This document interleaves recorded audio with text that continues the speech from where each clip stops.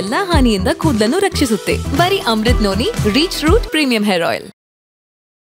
लोकसभा चुनाव का 4 चरण संपन्न हो चुके हैं. पूरे देश के अंदर मोदी जी की जो लहर है वह एक सुनामी बनकर के सामने आ चुकी है. कांग्रेस नेतृत्व का इंडी गठबंधन पूरी तरह इसकी हवा निकल चुकी है.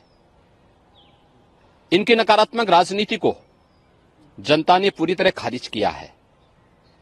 मुझे आश्चर्य होता है कि कांग्रेस के अध्यक्ष मल्लिकार्जुन खड़गे जी, उनको सच बोलने की आदत डालनी चाहिए.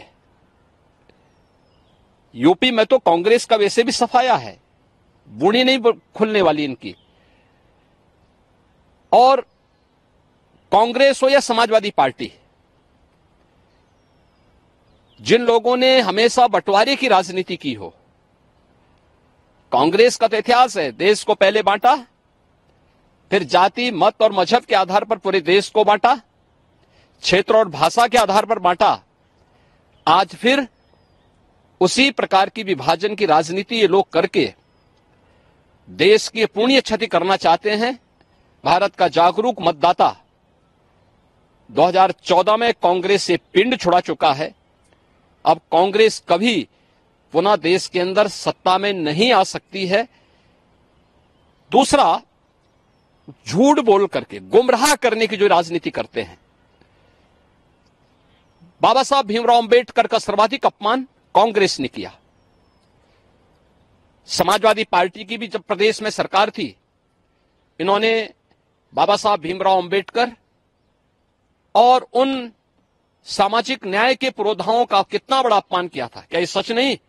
2012 में समाजवादी पार्टी के अध्यक्ष, उस समय प्रदेश के मुख्यमंत्री बनी रहे थे, इन्होंने कहा था कि यहां पे जितने भी दलित महापुरुषों के स्मारक बने हुए हैं, इन सबको तोड़ करके यहां पर हम लोग कोई दूसरी चीज बनाएंगे. ऐसे ही बाबा साहब भीमराव अंबेडकर के नाम पर बना हुआ कन्नौज का मेडिकल कॉलेज का नामकरण इन्होंने हटा दिया था. मान्यवर कांसी राम जी के नाम पर बना हुआ मेडिकल कॉलेज का नाम इन्होंने बदल दिया था. लखनऊ में भाषा विश्वविद्यालय का नामकरण इन्होंने बदल दिया था. इनका इतिहास तो पहले से ही, इन दोनों का इतिहास भारत के संविधान के खिलाफ आचरण करने, भारत को जाति के नाम पर बंटवारा करने और विभाजन की खाई को इतना बांटो कि बांटो और राज करो का जो कांग्रेस का सिद्धांत रहा है, आज इंडी गठबंधन उसी का अनुसरण कर रहा है. दूसरा, देश की आस्था के साथ भी इसी आधार पर ये लोग खिलवाड़ करते हैं. यही खड़गे जी है ना, जिन्होंने भगवान राम और भगवान शिव को ही लड़ाने का प्रयास किया था. यानी जब जातीय लड़ाई ये लोग नहीं करा पाए और जातीय संघर्ष के आधार पर वर्ग संघर्ष की स्थिति पैदा करने में विफल रहे, तो इन लोगों ने भगवान राम और भगवान शिव के बीच में ही लड़ाई करवाने का प्रयास किया था. ये तो इनकी क्षुद्र मानसिकता है जो इस तरीके से भारत की आस्था के साथ खिलवाड़ कर रहे हैं. ये नया भारत है. आज प्रधानमंत्री मोदी जी के नेतृत्व में पूरा भारत सम्मान, सुरक्षा और सुशासन के जिस नए माहौल में आया है, वह आत्मनिर्भरता. ನನ್ನ ಜೀವನದಲ್ಲಿ ನಾನು ಮಾತ್ರವಲ್ಲ, ನನ್ನ ಕೂದಲು ಕೂಡ ಆಗಿರಬೇಕು ಸ್ಟ್ರಾಂಗ್ ಅಂಡ್ ಸ್ಟೈಲಿಶ್. ಬರೀ Amrit noni reach root premium hair oil ನೊಂದಿಗೆ. Reach root premium hair oil. और विकसित भारत की संकल्पना को आगे बढ़ा रहा है. विकसित भारत की संकल्पना से बड़ा दुखद है कि जिस विकसित भारत में बिना किसी भेदभाव के हर एक गरीब के जीवन में परिवर्तन होने वाला है, उस विकसित भारत की संकल्पना से कांग्रेस, समाजवादी पार्टी और इंडी गठबंधन के नेताओं को चिढ़ क्यों है? ये लोग इस बात से चिढ़े हुए हैं कि मोदी जी के नेतृत्व में भारत क्यों तेजी से आगे बढ़ रहा है, और इसीलिए कभी ये पाकिस्तान की वकालत करते हैं, कभी ये लोग जातीय जनगणना के आधार पर समाज को ही आपस में बांटने की वकालत करते हैं, कभी ये लोग संविधान में छेड़छाड़ की बात करके और गुमराह करने का प्रयास कर रहे हैं। सच्चाई यह है कि संविधान में जितना संशोधन और जितना ज्यादा छेड़छाड़ कांग्रेस ने की, उतना किसी ने नहीं किया। और आज भी कांग्रेस और समाजवादी पार्टी लगातार इस प्रकार का षड्यंत्र कर रही है, जो देश और समाज के लिए अपूरणीय क्षति हो सकती है। देश का जागरूक मतदाता, कांग्रेस और इंडी गठबंधन से जुड़े हुए जितने भी दल हैं, जो आज अनुसूचित जाति, जनजाति और पिछड़ी जाति के आरक्षण के अधिकार पर सेंध लगाना चाहते हैं, इनको पूरी तरह 4 चरणों में खारिज कर चुका है। आने वाले चरणों में भी जो शेष 3 चरण हैं, इनमें यूपी के अंदर भी और देश के अंदर भी जनता जनार्दन पूरी तरह खारिज करेगी।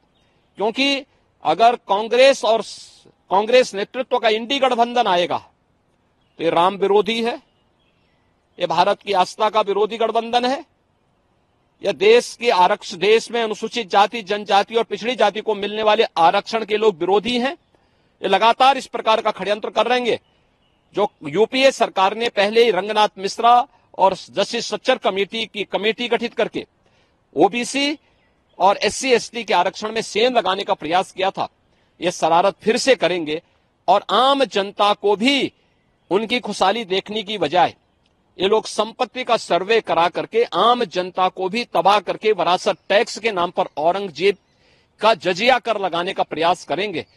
औरंगजेब की आत्मा घुस चुकी है इंडी गठबंधन के अंदर। इस इंडी गठबंधन को, जो भारत की बर्बादी की कहानी लिखने की बात करता है और उस प्रकार के दस्तावेज अपने घोषणा पत्र के माध्यम से प्रस्तुत करता है, इनको एक सिरे से खारिज करना चाहिए। आज इस तरीके कोई लाभ, इसका कोई फर्क पड़ेगा नहीं? हम देखो, कोई फर्क नहीं है। इनको जनता पहले भी खारिज कर चुकी है।